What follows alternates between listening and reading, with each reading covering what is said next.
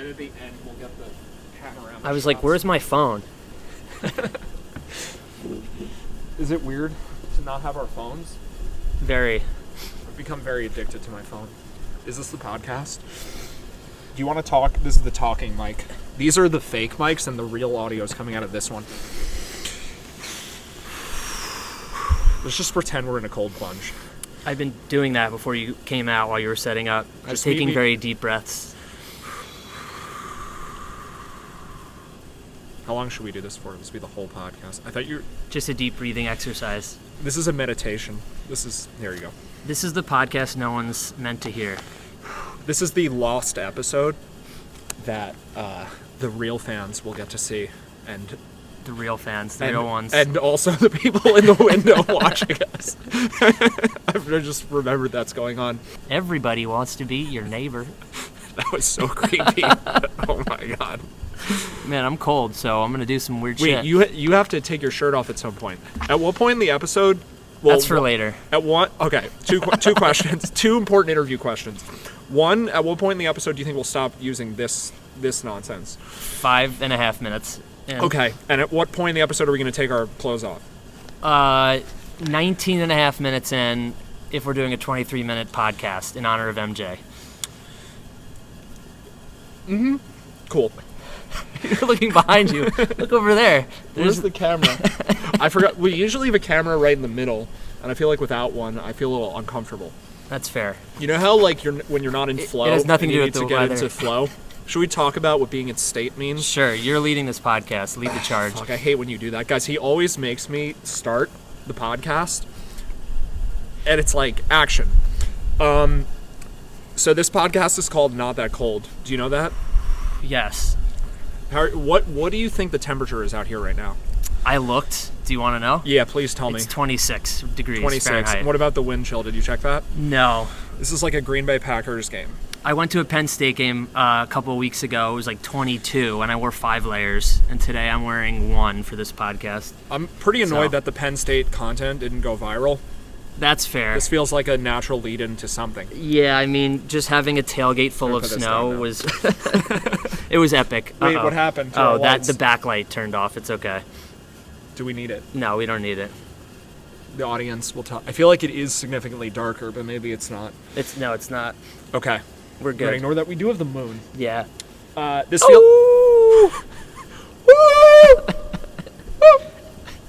The echo out here is really cool. Yeah, so both of us are Instagram addicts now. Yes. Do you agree with that statement? Yes. What's wrong with us? Are we going to be okay? 10 years from now, we'll know. When they ban it? Yeah, no, when we unpack it all through therapy, which I have not really done in therapy as far as my Instagram addiction. Sure. I feel like we're going to be doing virtual therapy through Instagram about our Instagram addiction. Yes. That feels like where the world is going. Yes, I'm down. Sign me up. How do I stop checking everything all the time? Well, what are you checking for? I already know the answer. How many views all my reels have? How many views my brother's impression of Whitey from 8 Crazy Nights has? Okay. Why are you checking it? It's compulsion. I feel like just saying it out loud. Sometimes therapy is real. Like actual therapy. I've been to real therapy. You've been to real therapy. I have, yeah. It was on a screen though, but yeah. So you haven't. Okay. The person was real. The person was real. Therapist was licensed. But sometimes therapy is just admitting something out loud so that it gives you just like the recognition to stop doing it, because it's not really a problem. It's a mini compulsion that you're just mindlessly doing, and then once you bring awareness to it, you stop. I feel like that's its own category of therapy. Yeah. I'm just going to not do it anymore. Okay, that's fair. Good luck. Thanks. You're therapizing. We're doing it right now. Yeah, I don't even need you here for this. Just you can go inside. Report all your sins to your audience here. Dear diary, I've been a bad boy. Please send me presents anyway, Santa. What? It's really... So last time we did a podcast together, we were in 139 degree sauna. Fahrenheit. 139 degrees Fahrenheit in the sauna. So, do you think that we currently have the world record for largest temperature shift from one podcast to a next podcast? Wow. Right? Yeah. It's 113 degrees colder than our previous episode. The irony is that I was shaking at the end of our last podcast in the heat, and I'm shaking now to start it. Why were you shaking in the sauna? I just feel like I do like a prayer, like a prayer shake just when like I'm cold or hot. A head bobbing for apples when you're just uncomfortable. Yeah, don't mute the audio and then turn this into something weird. I have so many ideas. We were doing so well before the podcast. Like, we had like really focused topics. You mean when we were up there and it was normal temperature inside? And then we got outside and I feel like we're like scatterbrained to the max. That's fine. I feel like this is, we're going to edit all of this out. Okay. We just got a big gust of wind. I feel like I'm going to acknowledge most of the... I have a sweatshirt down here, so it's not really a hand warmer. It's probably off frame, so I could have lied and said I'm not keeping my hands up here. Men are lucky. We have natural hand warmers.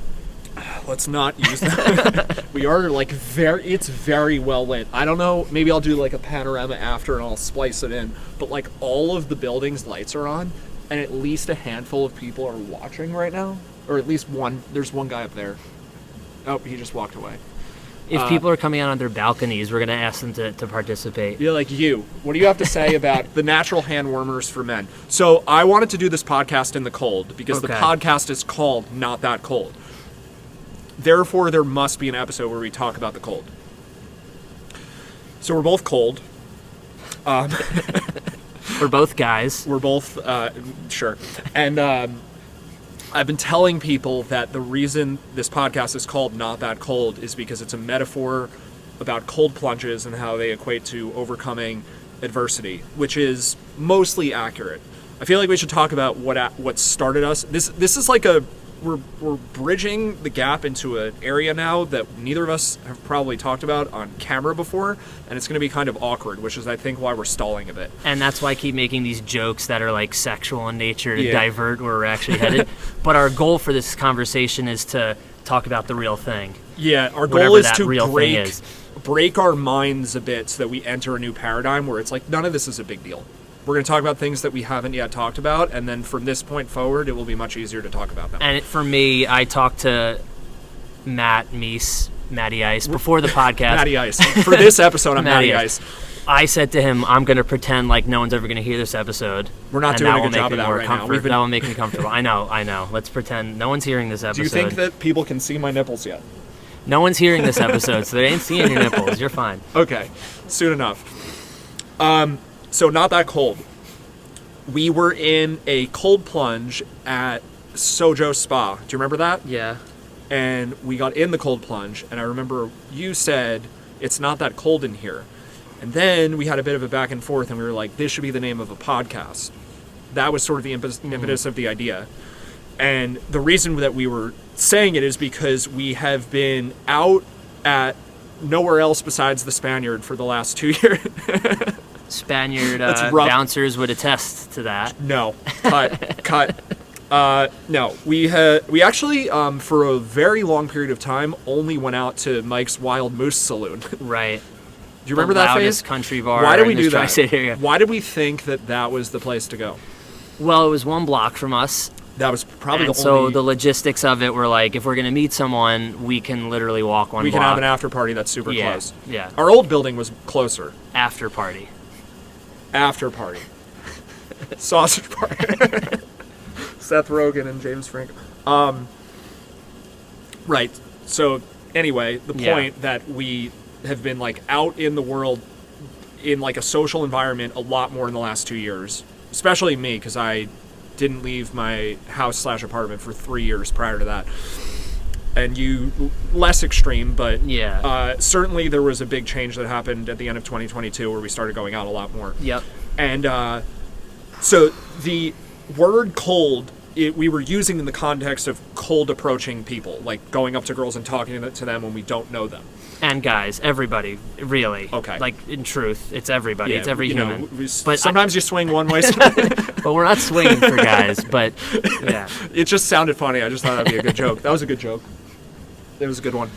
Do you think it'll look funny when I lean in front of this camera and be like, go me? You can do it over there if you want. It'll look like my dad who learned how to film on an iPhone for the first time ever. That's exactly what I'm going for. Okay. Shout out Jay. And you're killing it. Okay. So what would happen sometimes is we in our new life of socializing is we would make it like a big deal to go and talk to anyone or go just like into a group of people and be like whatever the fuck we would say. And so the not that cold came from like it's not that hard to go in there, or like these people aren't even that interesting, or like they're not like they looked better from afar and now we're standing here and it's like, why did I make this such a big deal? Right.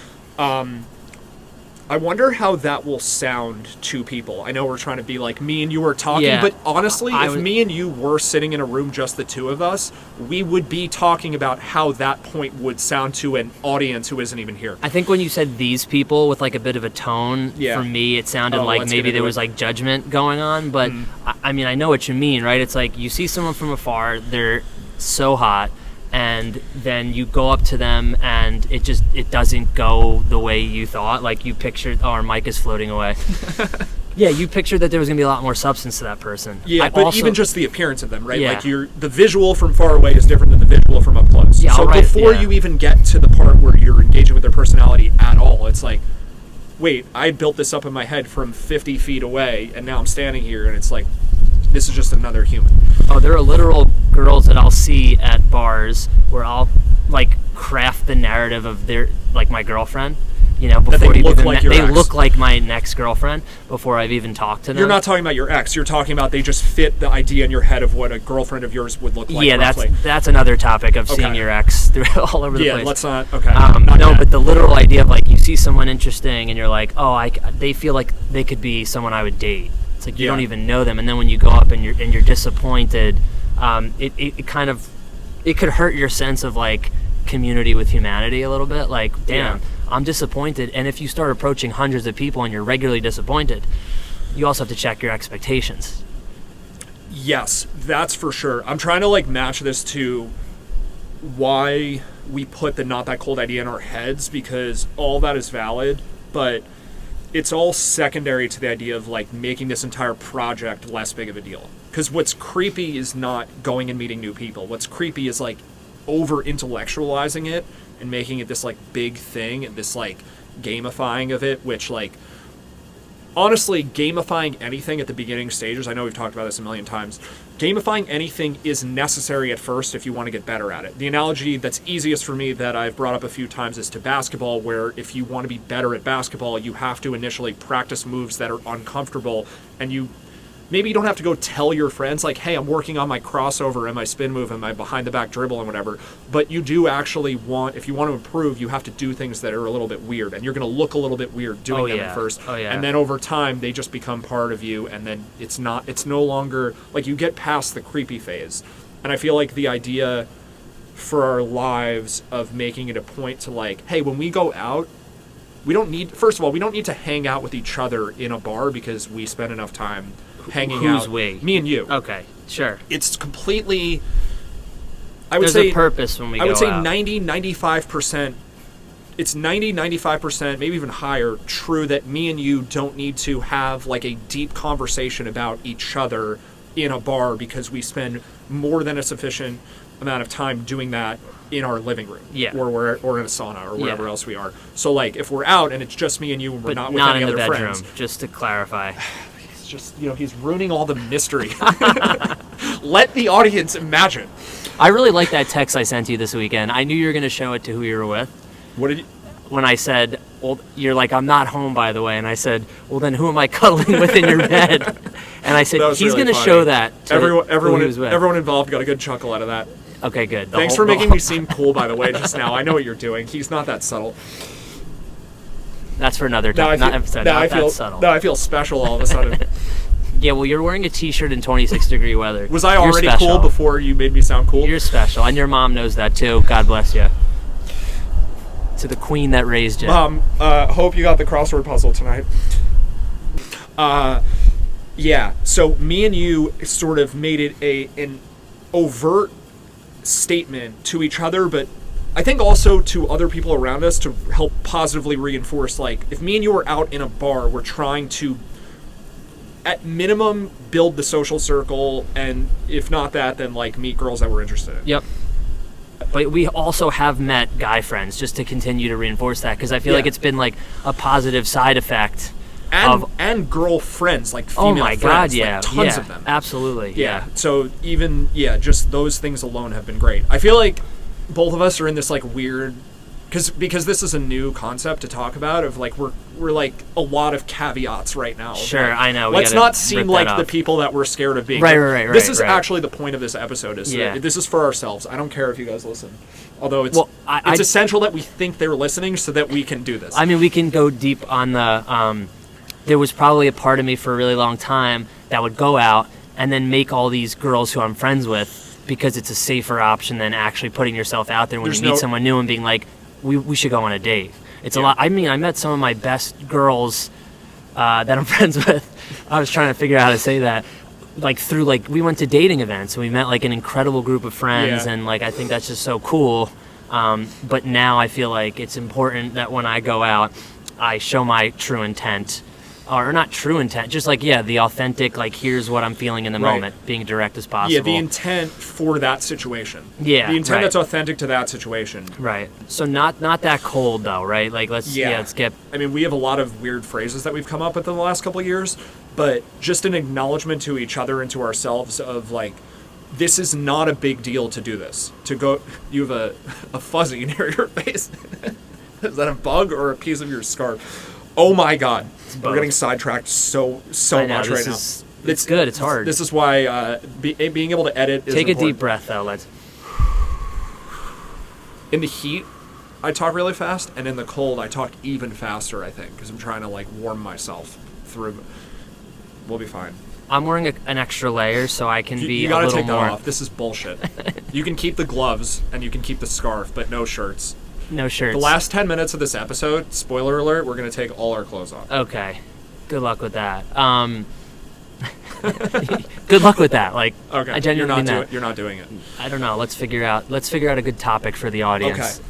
So the idea that we would go meet people and say it's not even that cold here was the same as when you go into the cold plunge and it initially that first shock of this is so challenging, and then once you've been in there for 5 seconds, or I mean, I think there's the period when it's really cold, maybe it takes 30 seconds or 45 seconds to go numb, and then it's easy. But I think the one at Sojo was a 60-degree cold pool. Yeah. So in an instant, we were, it's not even that cold in here. But you're saying, though, just to go back for a second, that we would actually say that at the bar to each other, it's not that cold. Because ironically, we haven't done that in a while. I know, maybe which we is should probably start a training wheels thing. Yeah. That it hasn't felt as necessary. Right. Because I feel like both of us have overcome approach anxiety. Yeah, I still have it for sure. I'm not saying 100% of the time, but in general, both of us. I don't remember either of us saying there's someone over there. I don't know how to go say hi. Yeah, that doesn't happen. I mean, anymore. one, I think that's just so funny that I don't know what are we calling you on this podcast? I've been calling you Matty Nice, Ice. and now I'm second guessing This it. episode I'm Matty Ice because it's cold. So Matty Ice said to me, there was 4 girls in the corner at the bar, and Matty Ice was go say team on 3. Right. I don't. No. Meese or I don't like Matty Ice anymore. Just say it without. I'm just saying Meese. Okay, if great. We're in the apartment, this is what. Yeah, what let's I talk say. like normal. But I remember the team on 3. You just put way your to hand start in talking to 1, people. 2, 3, team on to a 3. new It was so good. It's so funny.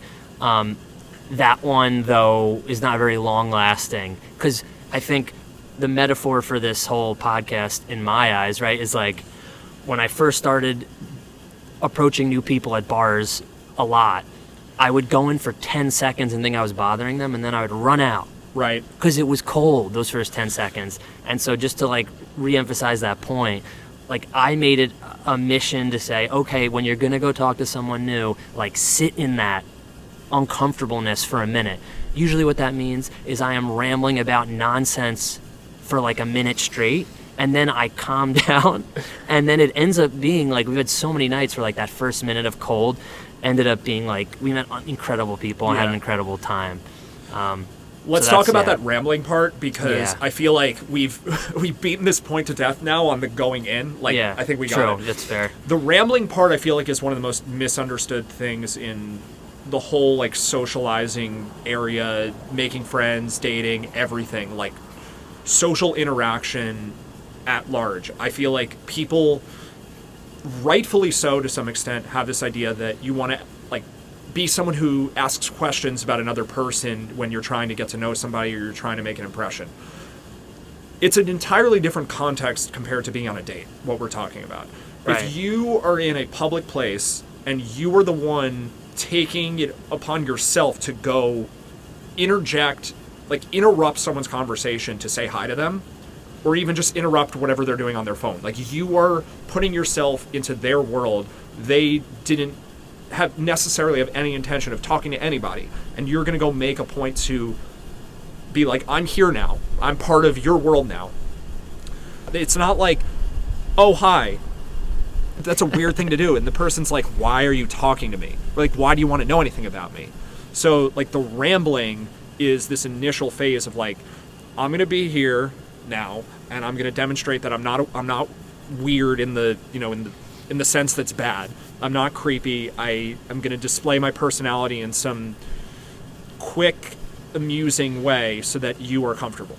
Yeah, I mean, I think the rambling thing is just like a necessary part of like socializing, development. Like, we've been doing this like pretty frequently for like 2 years. The other thing that I'm thinking while you're saying this is people are going to hear this and be like, what gives you the authority on this subject? Like, yep. What makes you right about this? I think just the sheer, and maybe we are wrong. No. I mean, it's trial and error. Right. Trial and error is like, people respond better if you're going to go talk to them out of nothing. If you don't ask them anything initially and you just showcase that you are someone who could be fun to be around. Well, I think the other legitimacy of what you're saying and what I've done and what you've done, but again, I'm letting you lead, so I'm going to pause after this. You don't have to let me lead. You're the co-host. You're the leader. No, we're both on the podcast. We're doing this after only like 1 or 2 drinks. Mm-hmm. So I feel like if someone's like, how do you know what you're talking about? What have you seen? I would say that I've been the most sober I've ever been over these last 2 years.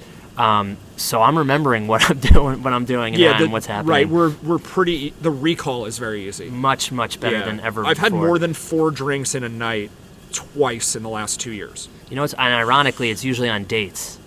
On dates, it's like I'll have 4 drinks. Yeah. But when you go out to a bar and you're out for like double the amount of time, the irony is I'll have less. Right, because on a date, if like one person is like, let's keep going, it's almost, if the date's going well, it's almost awkward to be like, no, I don't want to have. It's like this camaraderie, But in a bar setting where you're like, I'm a big team guy. Team on 3. That's why I'm out here right now, fucking for the team. You did not want to do this. I didn't want to do this without a jacket, I think, but we're making it work. That's fair. You were down for a podcast. I don't know that you were as down for not as many layers. You do have a jacket here that I've forbidden you from wearing. Yep. We're gonna say that that's what's going on. I'm bullying you by wearing a t-shirt. It does look cool out here. Yeah. Our home, away from home. New York? The railing of the apartment building in 26-degree weather. Our home away from home. I don't think we need to go on this topic, but maybe just to trigger topics. You were saying the idea of like becoming famous and the dating pool that like celebrities have was an interesting topic, or like aspiring to get to a certain dating pool, and like when I get to this dating pool I'll be ready. I mean, love that. Let's segue into that. Okay. Let's do a nice segue. So I feel like for a lot of people, they hear this sort of strategy or like the tactics or the trial and error, whatever we've just been discussing, or the stuff that we normally discuss about like how to go into a crowded bar and be fun and meet people you've never met before. And a lot of people, I think, maybe it's like mainstream men's life advice at this point would say that it's better to prioritize yourself and your work and your money and your status and how you look and the gym and all of that. Right. And then all externally validating items. Do a bunch of external stuff, and then dating will just happen naturally because you'll have built yourself up, and then girls and friends and whatever, like your social circle will come to you because you'll be better for it. And I think we both at this point, it feels weird for me to say because I have not had a job in 2 years without a formal job, 18 months where I haven't made any money at all. Sure. Yeah. So like for me, By the way, it's convenient. Not to like toot your own horn, but to be able to own that. I know we're pretending like we're just talking to each other, but like we'll probably release this episode. Probably. Just to be able to own that. Like I'm not at the point where I could own that yet. I'm gonna get there soon, but I'm not. You're there gonna be yet. there right now. We're gonna do it right now. Right now. That's what this episode is. Okay. But- Intervention. So the devil's advocate from other people might be, it's convenient for me to say, well, like being this high status person doesn't matter because I'm in a position where I'm not currently making any money. Okay, I hear you. Right. Yep. It like I on the surface it would appear as though I'm biased in that direction. It would be convenient for me to make that point. Right, you're non-conventional, so you'd be saying conventionalists are stupid. But you've lived a conventional life. Right. Or Yeah. you're in a conventional job. Yeah. So we have both sides of it, and we still agree on this point. Yeah, and we won't have to get it in. Well, we also know how people react when someone in a bar says, I work for JP Morgan. Yeah, they gag It's a little disgusting. bit. Like, it makes someone ill. It makes people who are with it, like, physically sick when people just start bragging about their job or their accomplishments or their travel or any of this stuff. Right. I think it even looks cringe on dating apps, too. If, like, your whole profile is just, I went to this place, and I went to this place, and I went to this place, it's like, stop trying so hard. Yeah, I mean, it's funny when I was recently talking to someone, and like when you just talk about travel the entire time, and it's like, oh, we have so much in common. We like to travel. It's like most people like to travel. Yeah. What keeps you like in your job? What makes you afraid? What makes you cry? Those are the questions that you want to know about someone. At least for me. Sure. But let's go back to the externally validating stuff. So like, Right, so there's a contrast between this is like the dichotomy. It's someone who cares about the deeper stuff, like it's not just that you have an emotional range and you are a deep thinker, it's also that you can just joke around. right. One of the biggest problems that people we know have, where we're like, the vibe is off with them, is they can't just be silly for an extended period of time.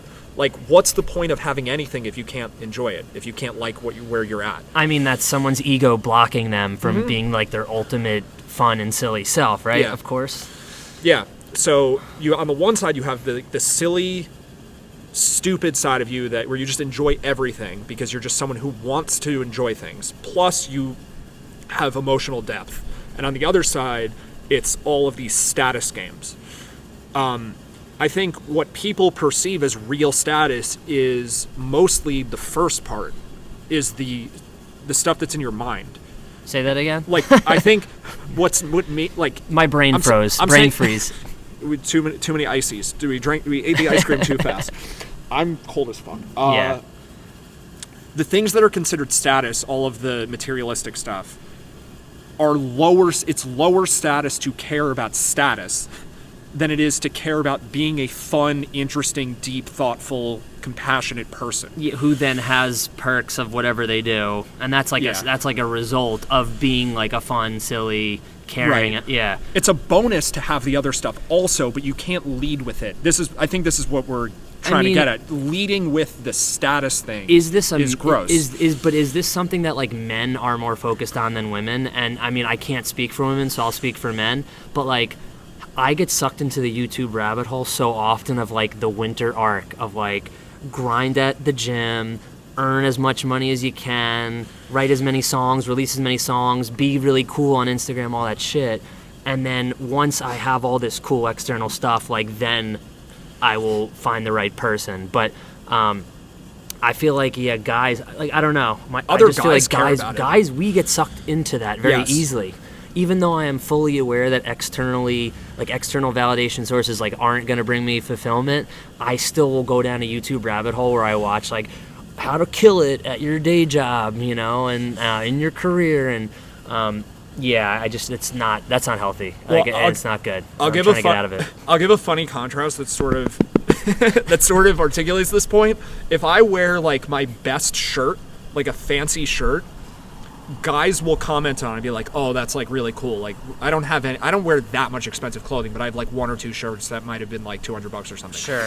If I wear one of those, sometimes guys will be like, oh, the shirt's really cool. If I wear this $10 like fuzzy purple thing that I got at Target, girls respond to that. Yeah. Because it's like, oh, this guy is silly. Like, yeah. It's representative of a vibe. But so why are we bringing this up, right? And I think part of why we're bringing this up is like the idea of do all these do all these things to get your body in shape, to get your money right, to get your apartment looking cool. But then if you don't actually have the social skills to that, all that stuff maybe like gets you in the door. Maybe it gets you an opportunity to like go on a date with certain people. Sure. But like if you don't have the actual personality and deep thinking and fun, humor, all that shit, you're gonna lose the person ultimately that you're with. Yeah. And even just the idea of lose the person, I hate saying that. It's such a lack of like abundance thinking. But yeah, you're gonna fucking lose them. Yeah.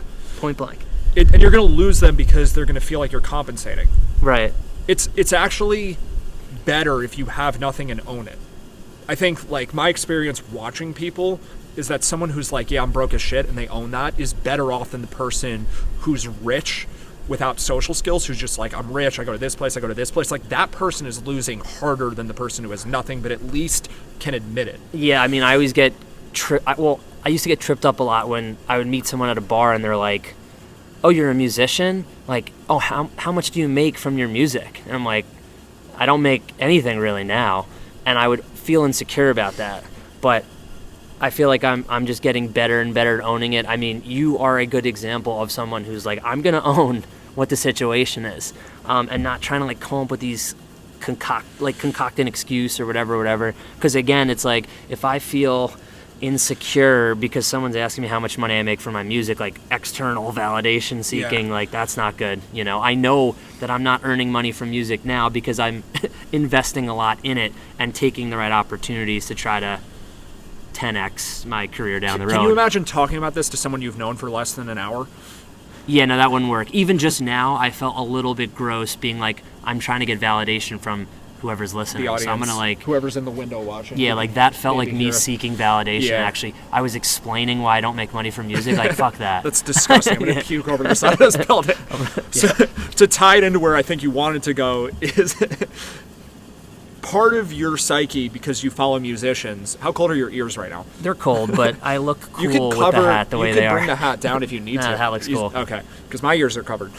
I can still hear you though. So, because you Good. follow a lot of famous musicians, it probably is very easy for you to see them and be like, if I had their level of success just brings fans, and I don't need to go to a bar to meet people. I'll just go to these music things and they'll automatically be interested in me because I'm a performer and I'm successful.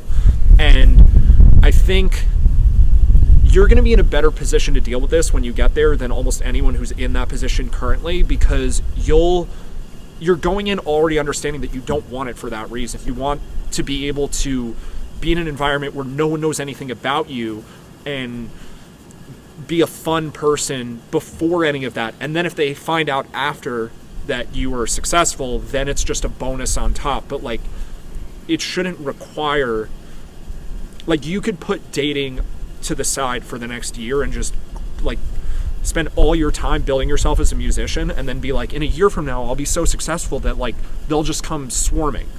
But like, who even, like, if you really were to understand what that means, you wouldn't want it. Right. And I think this applies to any job, right? Yeah. Not just music. Like, I can relate because we've had conversations about, oh man, like if my music career was at a 3 or 4 times X level than it is now, I'd probably be in a lot of rooms with people who I'd get along with really well. Mm-hmm. And, you know, if I had some notoriety, like that just opens so many doors. But what I've learned like over the last 2 years is like, but without the personality, without the depth to who I am, it's not gonna last. But I constantly am fighting the battle of just grind out my music for the next year. Like, don't worry about dating someone. And a lot of times I just fall into that naturally because I love making music. I'm like, I'd rather just create a song than kind of go out tonight. But anyway, yeah, I think for any job, like you could be the power finance guy, you know, with the corner office, but like you're dating someone who is maybe using you for your money and doesn't Right. respect you, and like how does that really The work doesn't and make respect feel- you thing is the problem. Yeah. Because Oh fuck, it's cold. nipples? No nipples yet. The doesn't respect you, like, I feel like maybe we don't know enough real life examples of this happening, because we have so many friends who are either in, like, I don't know where you would get the evidence of this from other than hearing about it from people on the internet, of the person who is successful and married and their partner resents them because they only were able to... The girl will feel like you used your money and your status and your stability and security to catch me at a low point where I was desperate to find a husband, right, and you got me that way, rather than using your just who you are fundamentally as a human being. Yeah. And so there's a resentment that can occur it can occur in any situation where a person feels like they've been tricked. Yeah, I mean, let's just get extra real, right? Yeah. Like, someone that you dated where, like, you approached her while she had, like, 4 guys around her and was holding hands with some other guy. And I said to him, he's freaking crazy. What are you doing? What a waste of time. And you guys wound up going out, and she was literally saying, she told all her friends about how, like, your ability to navigate that situation was so attractive. I forgot about that. You know, that's incredible. It would get brought up every time we hung out. Every time. Yeah. I was sick of it. But now I haven't heard it. She'd be like, did you hear about the way that we met? It was so cool. Yeah. No!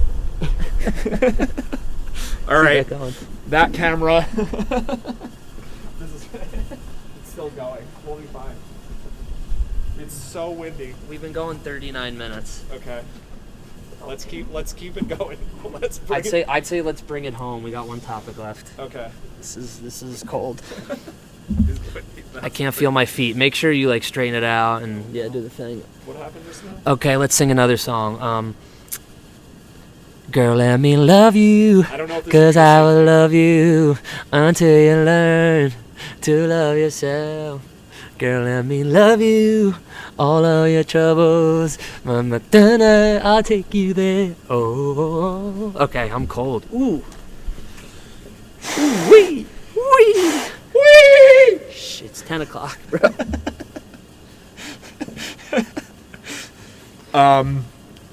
No one lives in these apartments, I feel like. These, like, lower ones. It's fake. I'm going to do a sharp change from this topic let's change to something else completely. Yeah. I want to talk about cold plunges directly for a bit, because it's not that cold. I'm going to put this mic back down. So I went into my text history, and I wanted to see... I think I sent you the screenshot when I first got into cold plunges. Okay. And there was a text exchange with our friend Jordan from 2016 where he had said that he was doing them. And then I saw a Tim Ferriss podcast. This was May of 2016. And just because of him, I got super into doing not cold plunges, cold showers. Okay. And I was texting about how much I hated them and how miserable they were. To Jordan. Okay. People will often ask me now, oh, you must, or I can, read it in their faces when I mention liking cold stuff. Yeah. Oh, you follow all, the tech bros that, even if they don't say it explicitly, I know that it's so, it's like Joe Rogan and, Joe Rogan and Joe Rogan. And they're Mark you must. And, It's just a lot of Joe Rogans that just love the cold. I almost feel it's it still bothers me a little that I'm, getting grouped in with, you do cold exposure and fasting of some kind, and working podcasting, steak, and betting you're part of this group of people, and I hope they'll make a comeback. But we've talked about this so much lately. Our favorite podcasters are just we're losing them. Yeah. I feel like we've already lost them. Yeah. I don't really know what to do about this problem. Maybe I'll just replace Joe Rogan, and then we won't need him anymore. Yeah, I mean, I think real quickly on that, it's I'm going to remember how people acted during this time. I'm not going to hold a grudge against them maybe forever, but I think it'd be hard to be oh, we're just going to make a sharp U-turn on our political views. We made a whoopsie, 4 years ago. Yeah. With Rogan, it's so crazy, though, because I started listening to him in 2016, and up until COVID, the idea that he was right-wing at all was actually crazy. If you listen to what he said and didn't just say, oh, yeah, he looks like a meathead. There was, this idea, because he looks this way, he must be this. And I really liked the fact that he could look one way and be the exact opposite. And you feel that way about yourself? No. I just liked it. I feel like there are elements of me where I'm exactly what I look like, and other elements where I'm the opposite. Gotcha. So maybe what I like is the ability to just be independently deciding for yourself what you're into, regardless of who else likes it. And if you are that way, if you are actually independent, then you are likely to align with the masses on some stuff and completely disagree on other stuff. Just be the exact opposite on other stuff. You're just, because you're not correlated to what other people are doing. So that's kind of what I strive to be like. I don't want to actually care in most contexts what most people like. I want to just do what I like. I mean, in terms of something like a pandemic, like who to trust, the idea that you're going to do your own research and be smarter than what the CDC says in a matter of like a couple days is crazy. Like, just go with the experts as a matter of convenience until you have a reason not to. But aside from something like that, just in terms of like the idea that I would, okay, Rogan is misbehaving now, I'm going to stop eating steak, that kind of thing. Like, right, it's like the people do that. The Huberman thing. What do you mean? With like him and the accusations of all the women that came out, you were then saying, but I'm going to trust his medical advice. Yeah. And you thought independently on that. So that's just one example. But yeah, I mean, every human has like, there's so many flaws to so many people. At this point, Joe Rogan to me is, I go on YouTube and I watch his motivational like workout video from like 10 years ago and I just replay that. Right, and that stuff hasn't lost any meaning because of what he thinks about vaccines or Trump. I don't listen to him for any of that stuff. But even at the time when he first started doing the COVID conspiracy stuff, he was as good as anyone I've ever seen about publicly apologizing. He really owned it. He was like, I got sucked down this rabbit hole. I think he gave the best public apology that I've ever heard. And then he just like forgot about that and just kept doing other things. And now, who knows if like Elon Musk is paying him to think what he thinks. The irony just of us like being like, we're not like these guys. And while we're doing a podcast in the cold. No, but then we're doing like a 3-minute conversation on Joe Rogan. Yeah. It's just ironic to me. It is. But I think like to kind of wrap this up, because I'm cold as shit. And all of our stuff is going to fall over again. Yeah. I would just say like, why do we want to do hard things? I know we've kind of touched this probably on some of our other topics, but like, the point of today was to be as real as possible, direct as possible, talk about the name of the podcast, Not That Cold, what it actually means.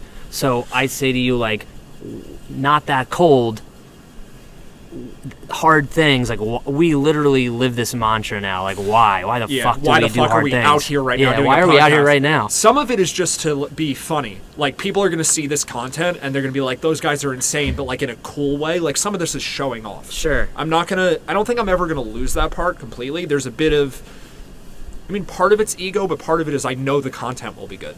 Right. Like anything for the content. Anything. I mean, that's literally anything. If we have to strip down, if the viewers, or if we were on a live stream and there was a chat and they were like, take your pants off, we might have to.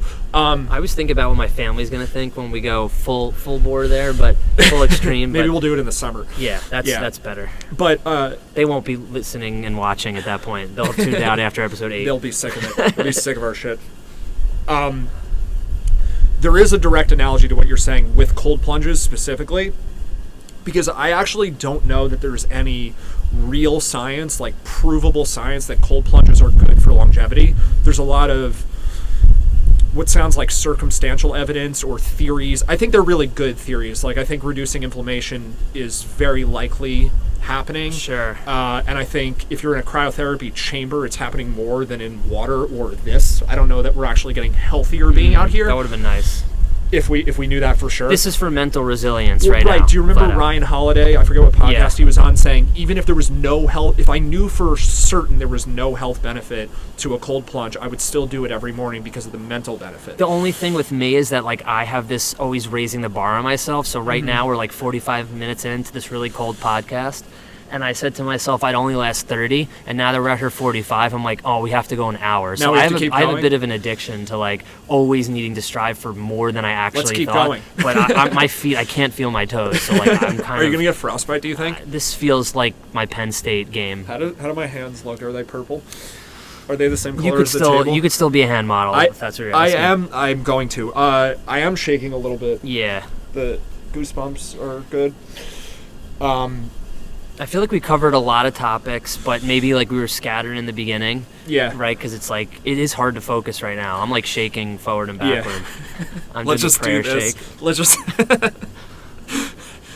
All right, let's sit here for like 30 seconds and see if we think of anything else, and if not, we'll end the episode. Okay. I feel like the way that we communicate on podcasts is very unusual. Yeah, let's dive into that a little bit. 'Cause Like, it's not like what we were doing where if we're sitting by ourselves. This got so meta a lot of this episode. That's good. Okay. Yeah. Maybe I didn't even pick up on that fully. Just now, the idea of let's just state that we're going to sit here and decide if we're about to end the episode or not. People don't do that on podcasts. I think it's foundational to my sense of humor and to some extent yours also. I just think it's really funny to talk like that. What? Just this incredibly meta, just like call out what the situation is. Yeah. There's a camera there and a camera there and a light and we're freezing and I don't know when this episode's going to be over. We're doing part of this podcast for attention, obviously, For like sure. where we're positioned That's the right now. entire reason we're doing it. It's like I know you're being sarcastic, but maybe you're not. No, I mean, it's partly. No, it's partly. We've been wanting to do another conversation. We're gonna do more conversations together. I'm just trying to think in general. I mean, I feel like the just for me, like the continued 2025 resolution is like be as direct as possible. Yep. Tell the truth. Call out what's happening. I mean, really, that to me feels like that's like the cheat code for me in life, where like you're talking to a girl at the bar and you're like, is she into you? And you're trying to figure it out, and she's looking over your shoulder, and you say like, what are you looking at? And she's like, I'm looking at the Devils. I'm looking at Jack Hughes, I'm looking actually. at Jack Hughes. And that's, yeah, go I ahead. feel like what you have to be careful about there is that you find yourself doing this over honesty. I don't know what's happening. Yeah. There's some noise coming from down there. Well, we have microphones. They probably aren't. They're picking cheering, Matthew, Jack Matthew Hughes, Ice, Jack Matty Hughes. Ice. Fuck Jack Hughes. We don't like him. Just kidding. No, I like Jack, him. if you're Good dude. listening, He's a good dude. You'll battle it out with him again. He's someday, a good dude on the ice and wherever. There's a potential downside to being like, I'm going to tell the truth all the time, which is that you start using it as a tool. Because if you start calling, let's say it's like in a situation where you're on a date and you start to realize that, oh, if I call this thing out, it works, right? And you start doing it because it's a thing that works. Do you know what I'm talking about, though? Say it again. Okay. This is the last point. Is it? Because we're doing great. We're doing great. Define. We're doing great. I can still feel my fingers. We are doing great. Barely. I mean, I'm proud of this conversation. Yeah, but we're the best. no, I'm. We're champions. Mama mentality. No, don't do that. Because I feel I don't know where you're going with this though, because I'm not doing that. Okay. I don't think I'm doing that either.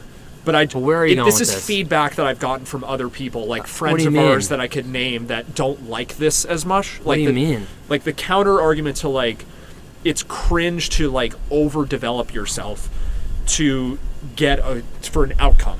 Okay. Like self-improvement for the sake of self-improvement versus self-improvement for the sake of getting something for it. That's what I'm comparing. And I'm Okay. like, sometimes I'm like, is there a difference there? And I feel like self-improvement. That's the irony of Right. the term. It's literally called self-improvement. Yeah. Otherwise, it could be called improvement for other people to validate you. right, I actually don't know that. I feel like it's described to me as though there's a difference sometimes, and I don't think there is a Doesn't difference. self-improvement, you're literally improving oneself. Right.